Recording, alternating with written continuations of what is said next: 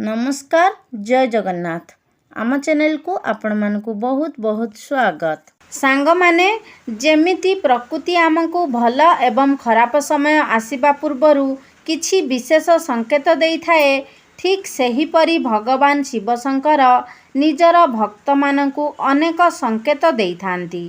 भगवान शिव तांक भक्तंक पूजा पाठरे खूब शीघ्र प्रसन्न होइथांती। सेइथिपाई तांकु भोला बाबा मध्य कहा जाए। भगवान जो भक्तंक उपरे प्रसन्न हुअंती तांकु स्वप्नरे देखा देई थांती किंबा किछि संकेत माध्यमरे निजर अस्तित्व को से जाहिर करि थांती।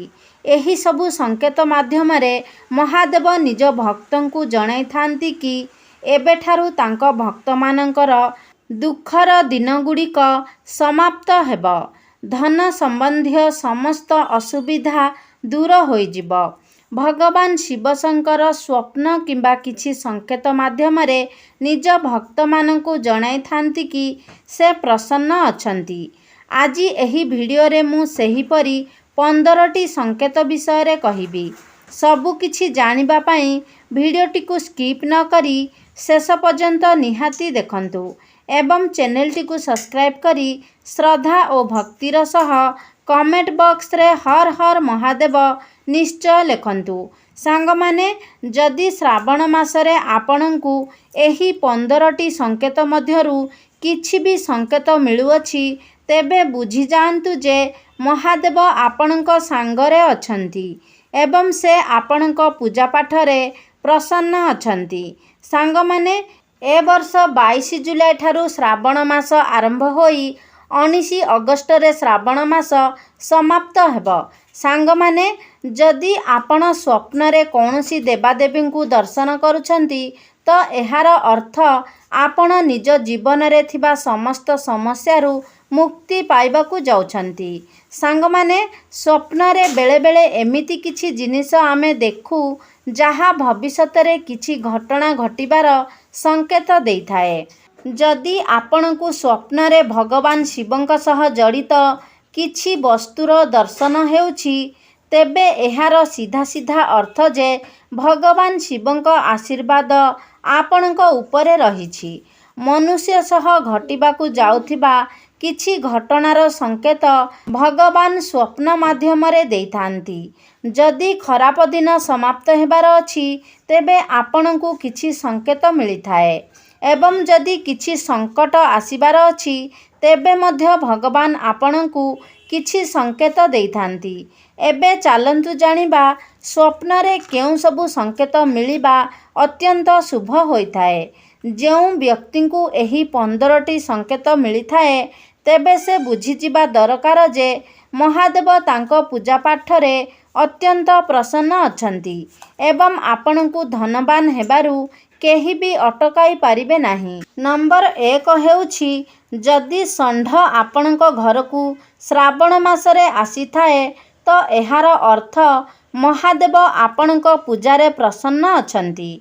षंढ को नंदी महाराज मध्य कहा जाए। नंदी हेउछंती भगवान शिवंकर वाहन। नंदी को भगवान शिवंकर द्वारपाल मध्य कहा जाए। नंदी को बुद्धि और ज्ञानर प्रतीक माना जाए।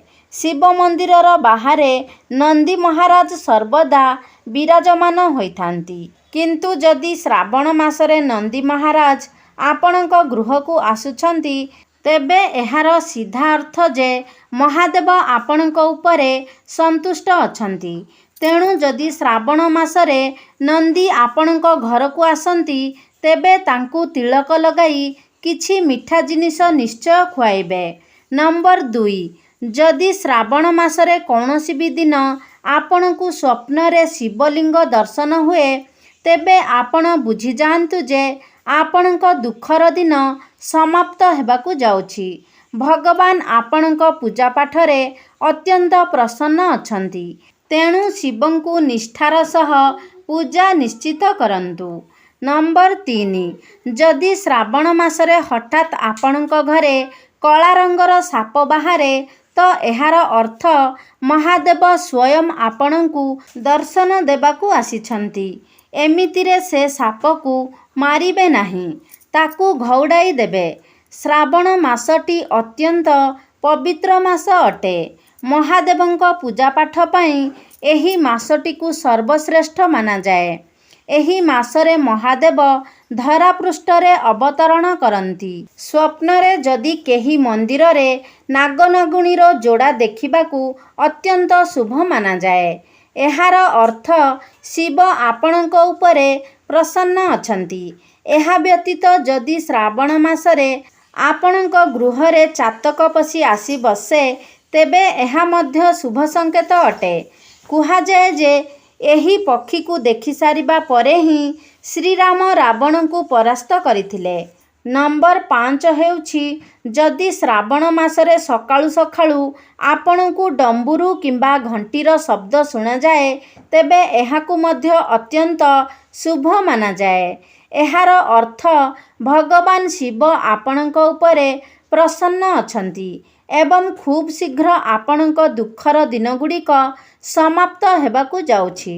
ନମ୍ବର 6 ଯଦି ଶ୍ରାବଣ ମାସରେ ସ୍ୱପ୍ନରେ ଆପଣ ଶିବଲିଙ୍ଗ ଦେଖୁଛନ୍ତି ତେବେ ବୁଝିଯାଆନ୍ତୁ ମହାଦେବ ଆପଣଙ୍କ ଉପରେ ପ୍ରସନ୍ନ ଅଛନ୍ତି।